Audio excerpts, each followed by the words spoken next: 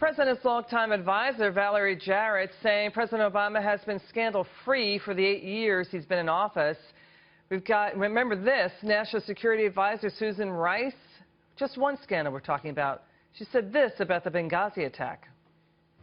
What sparked the recent violence was the airing on the internet of a very hateful, very offensive video that has offended many people around the world. With me now, Judicial Watch President Tom Fitton. He has sued, Judicial Watch has sued the government many times over scandals.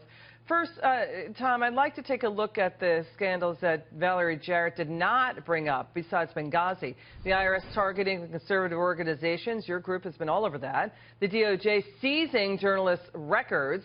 NSA mass surveillance, ransom payments for Iranian hostages. The Clinton email scandal. The list goes on and on. What do you make of Valerie Jarrett's comments?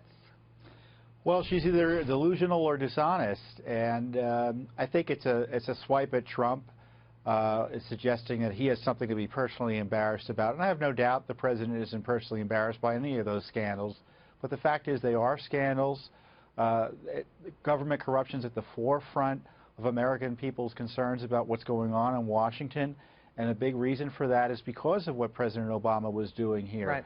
With the Obama IRS abuses, with Benghazi, with Fast and Furious, which is still a major issue for a lot of Americans. People died as a result of those Fast and Furious gun program that he ran and then tried to cover up by protecting his attorney general from a congressional inquiry that led to a contempt of Congress citation for his attorney general. This is Nixonian in terms of the scandal he's been involved in. You know, there's been a backstory here. Even the New York Times has picked up on this, too, that President Obama, they called him tourist-in-chief, and he's done more to complete this important endeavor, more than any, there's some media outlets are saying, than any other president. His own personal bucket list for tourist destinations.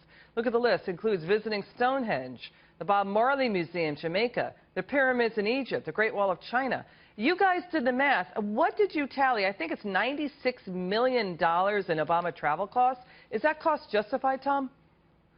It's at least $96 million. No, it isn't justified. It wasn't all official business. Much of it was for political fundraising or, as you point out, luxury vacations on the taxpayer dime, and including trips to Hawaii for weeks at a time that are obviously unnecessary. And by the time his administration is through, the total will far exceed $100 million, and it's an area ripe for reform. Other presidents have gone on vacation, obviously, but Obama's egregious violation of the public trust in this regard highlights the need for reform there and is, again, scandalous. Is it the most, has his trips been the most expensive versus other presidents?